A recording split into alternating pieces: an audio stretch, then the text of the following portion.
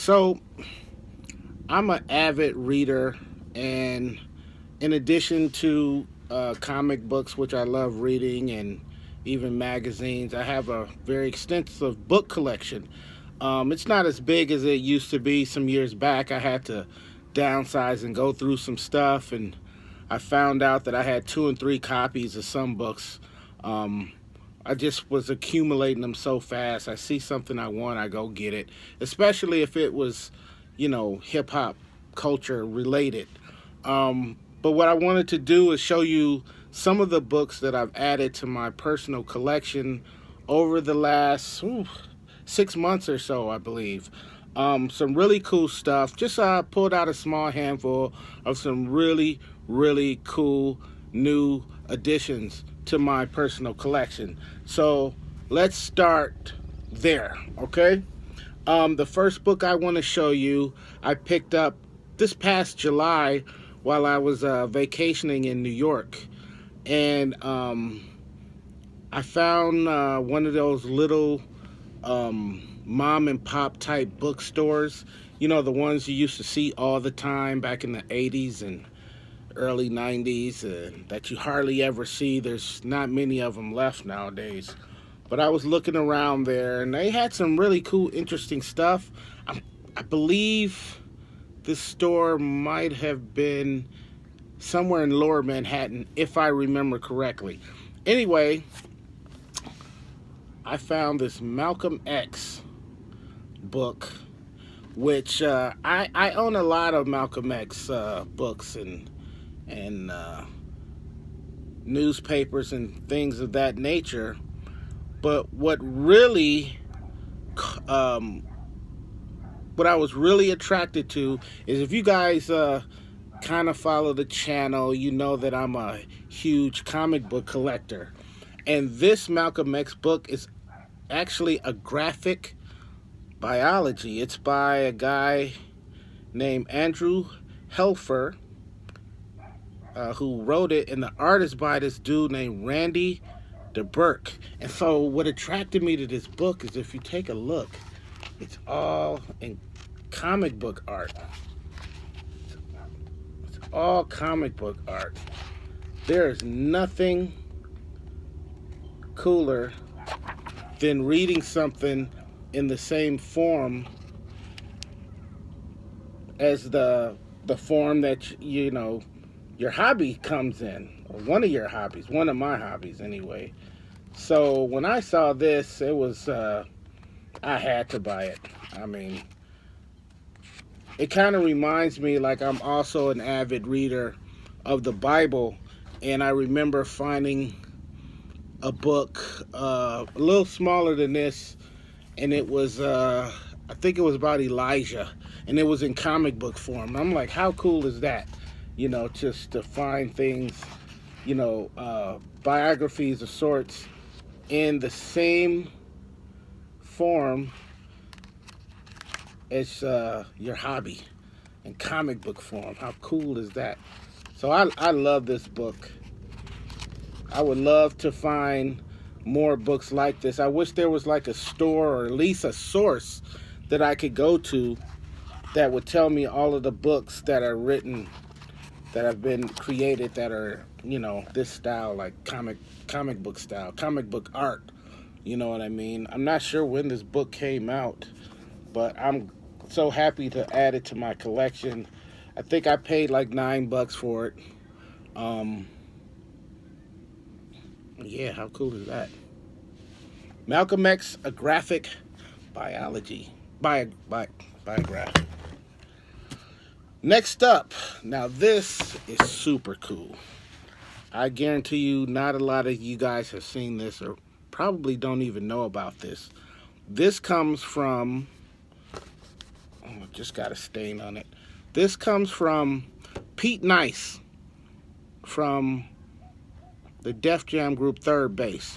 Now, Pete Nice is an avid collector of just all kinds of stuff, especially like hip-hop memorabilia of all sorts. He is an avid collector of old HipHop Flyers. especially the ones that came out of New York. Well, he recently just created a whole book of hip hop flyers from his personal collection. I mean, look how thick this book is. And the entire book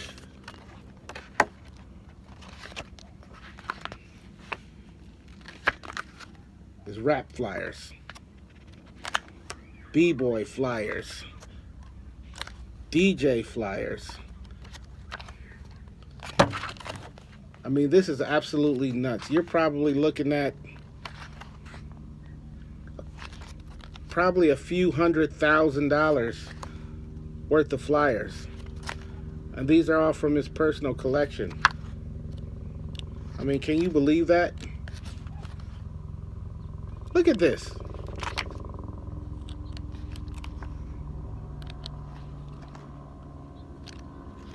I mean, you're talking about flyers from Grandmaster Flash and the Furious Five, Kool Herc flyers,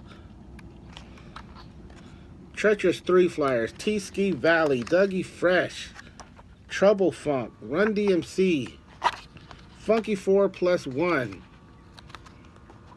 Soul Sonic Force, Force MCs, Cold Crush Brothers, Cool DJ AJ, Biz Markie, DJ Baron, DJ Breakout, Love Buck Starsky, Busy B. You name the old school legend and their flyer is more than likely in this book. There's Wild Style flyers in here. There's Crush Groove flyers in here. There's Beat Street flyers in here. This is just simply incredible. Charlie Chase, Tony Tone, Solo Sounds, the L Brothers. Wow. This is incredible. Mean Gene, Chirac, all of those guys got flyers in here. Cool DJ, AJ Scratch.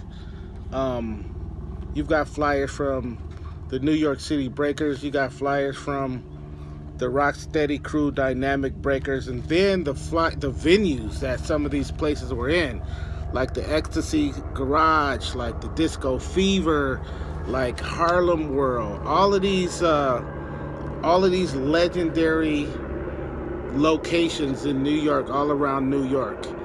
There's Roxy flyers in here. There's Mike and Dave flyers in here. There's Red Alert and Jazzy J flyers in here. There's Zulu Nation flyers in here. There's Rapper Convention flyers in here. You know, you got some of the most incredible DJs on the planet whose flyers are featured in this book. He had a show in New York. I didn't make the show, unfortunately, but from what I was told, he completely sold out of books right on that show. This book, by the way, is called 50 Years of Hip Hop Flyers. It says the exhibition and auction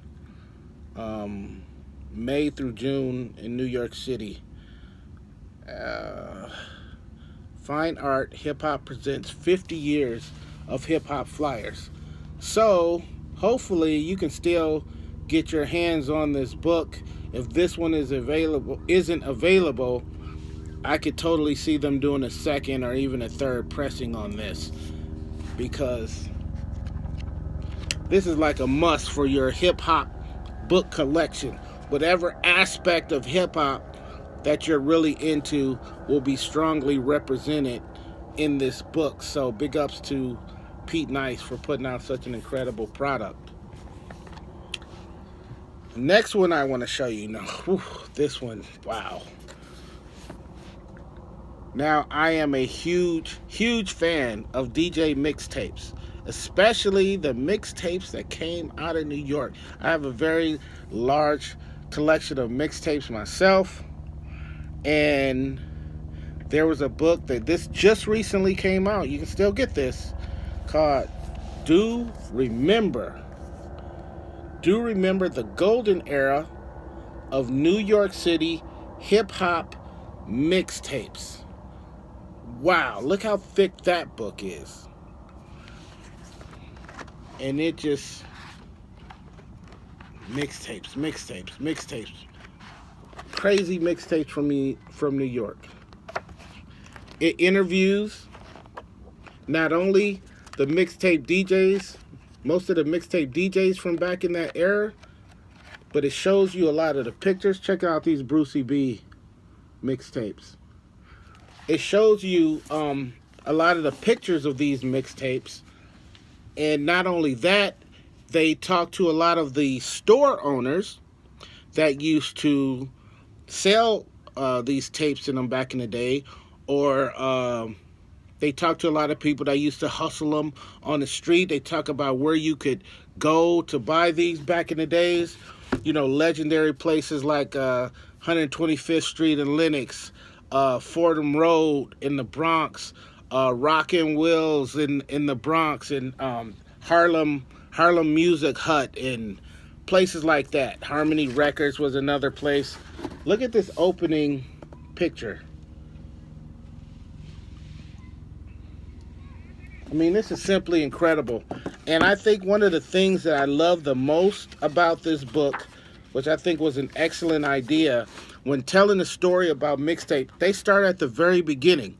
And the very beginning were the live tapes. And those were just tapes that of DJs who were DJing in clubs, and it got recorded onto cassette, copies made of, and then those cassettes being sold.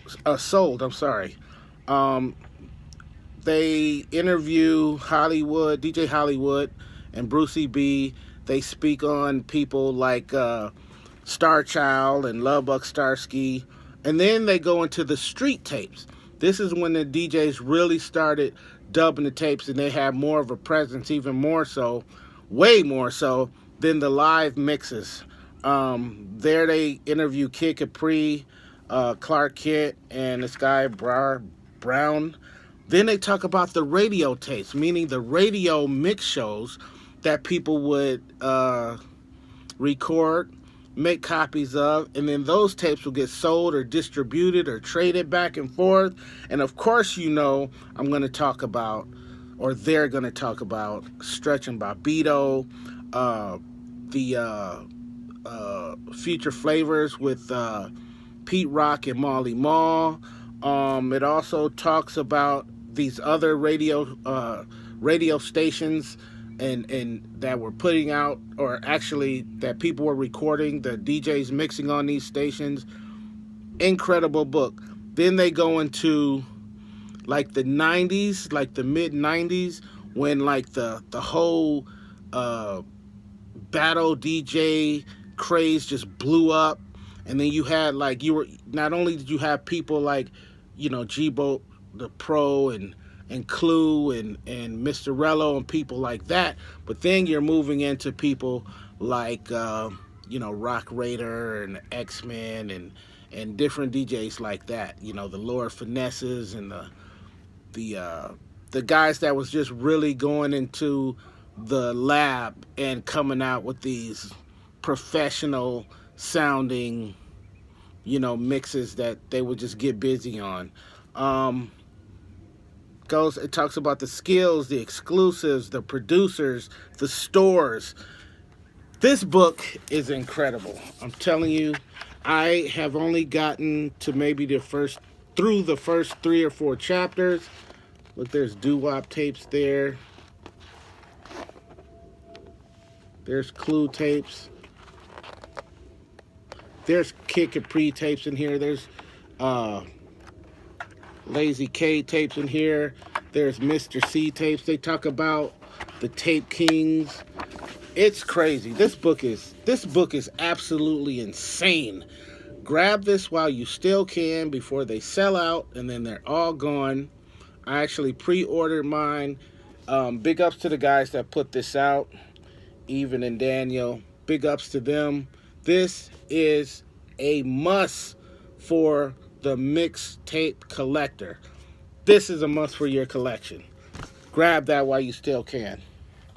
The next one I want to show you is basically an autobiography from the brother and former DJ of my favorite MC in the whole world, KRS-One. This is his brother, Kenny Parker.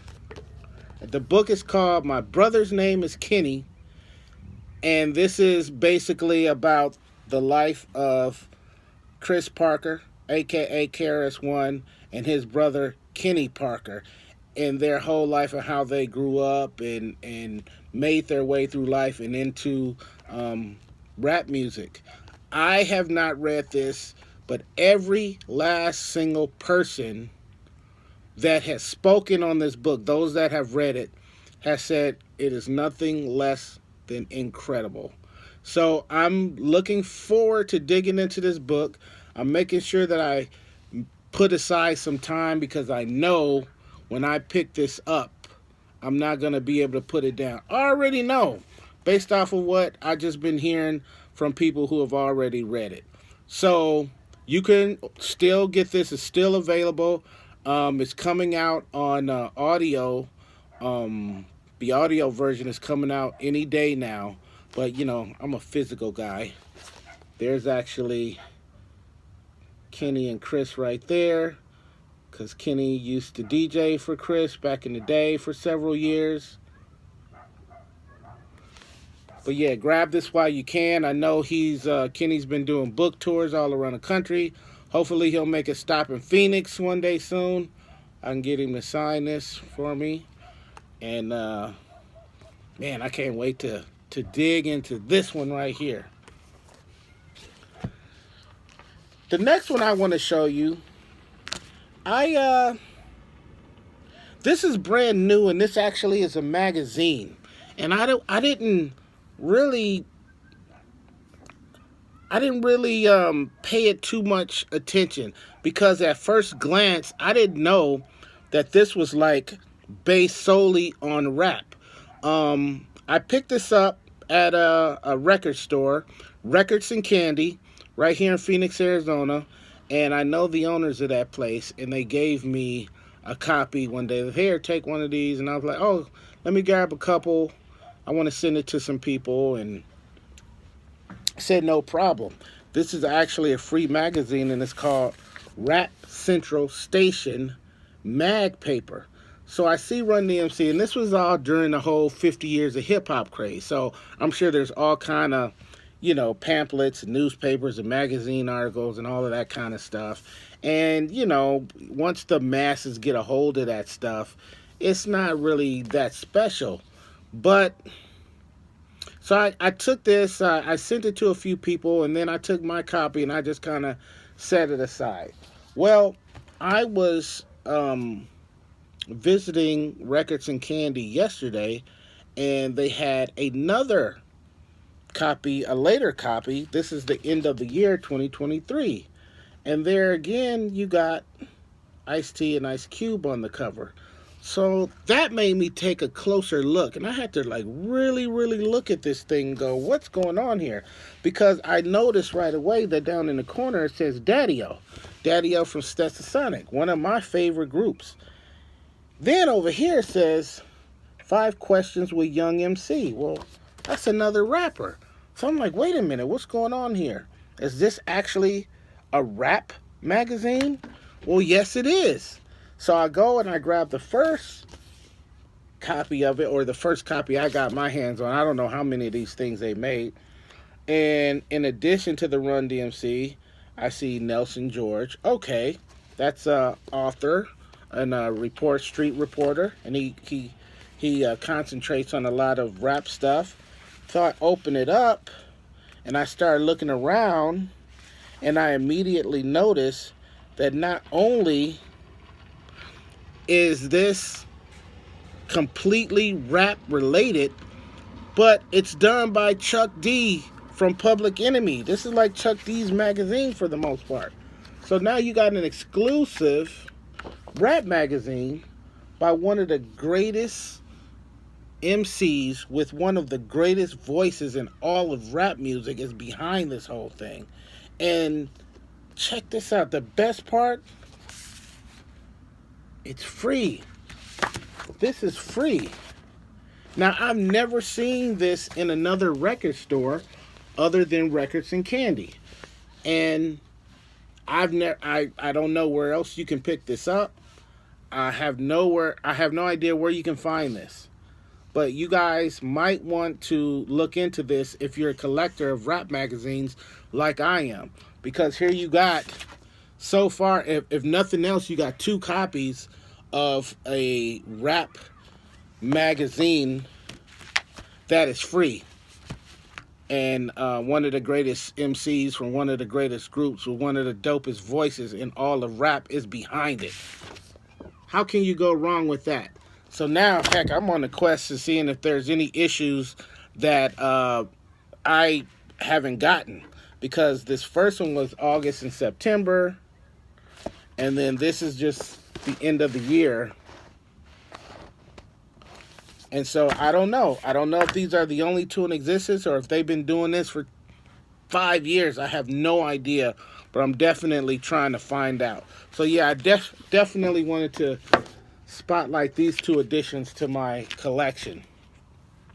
Now, one more I want to show you before I get out of here. This last one is not a new book. It's not something that I added to my collection recently at all. It's a book I've had for years, but, well, let's just put it like this. This is a book called Born in the Bronx. This is done by what they call, or who they call, rap's first photographer, Joe Conzo, who's right out of the boogie down Bronx. Now, Joe is responsible for taking a lot of the earliest photos of hip-hop and rap in the early stages. We're talking about starting way back in the 70s, all the way up until this day. And he just put out a book where all of these pictures and all of these flyers from his personal collection, all of these pictures that Joe took, talks about the music back then, and he just basically tells this story. This is incredible. Now, the reason why I wanted to show you guys this now, because I know I said I'm showing you things I recently added to my collection. Well, you see all that scribbling on there, right? So you see that I've been getting autographs for the longest time, ever since I bought this book. Let me see if I can figure out when this book came out. Let me see. 2000 no, that can't be it. 2010? 2010, I think this book drops. So since 2010, I would take this book to New York with me every single summer in hopes that I could find somebody that I could get to sign this book. If you see there, this is Tony Tone from the Cold Crush Brothers. And as we flip through this book, and let me find something. There's an autograph I got from Grandmaster Caz. There's all kind of autographs all through this book. Let's see. Let me find you another one.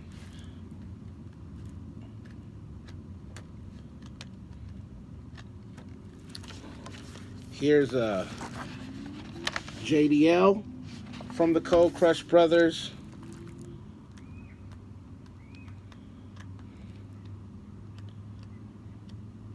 I think I got Caz to sign this book like 5 times. Here's another one of Caz, and then there's JDL as well on this page. But this past summer, I took it up there, and I was able to add Little Rodney C from Double Trouble. And I got him to sign this page for me. So that was a new addition to this book. And along with Little Rodney C, I'm determined to find this other one. You can never find what you're looking for when you're in a hurry.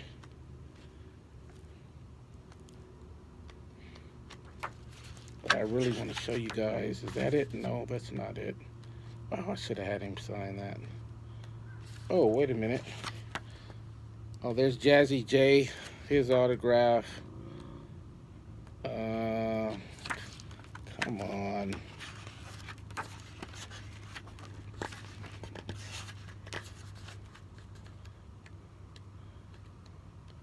Where is this? There is, oh, there's a cool DJ AJ picture that's autographed. But that's still not the one I really want to show you. Oh, here we go. Here's one of them. No, here's both of them. So I added Little Rodney C, and I also added Easy AD from the Cold Crush Brothers. That's him up top there, and he also signed this page where he appears on a flyer. And so I was very very honored that he would sign my book. He doesn't do autographs very often, but he was nice enough to do to sign my book for me. So those are the two guys I got to add to this book this year, and I just wanted to show you guys that.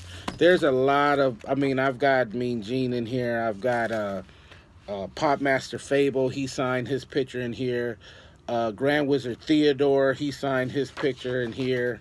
LA Sunshine signed his page, his picture for me here. And then right here, here's a young Joe Conzo, 2010. See, I was right. Who signed his own picture for me. And Joe is the man. This guy, he's one of the nicest guys I ever met. Down to earth, super duper talented. Man, I can't say enough about Joe, and I can't say enough about the Bronx, and I can't say enough about the park jams that I've attended. And I love New York so much, and they've embraced me, you know, and it's just been incredible. Right. So yeah, just finishing up, I just was giving big props to New York City and the Bronx in particular, and Joe Conzo for this incredible book. And I want to show you guys the recent additions to the autographs that I've collected in this book. So that brings us to the end of our video today. Thank y'all for hanging out with me, and I'm glad I got to show you guys some really cool, incredible books that I recently added to my collection. Make sure you go out and look for this stuff while you still can, because there's some really good stuff here. All right, that's it. That's all I got for you today. So until next time, you guys stay safe, peace and love, and thank you for hanging out with me, Daryl D, on Daryl D's TV. Peace and love.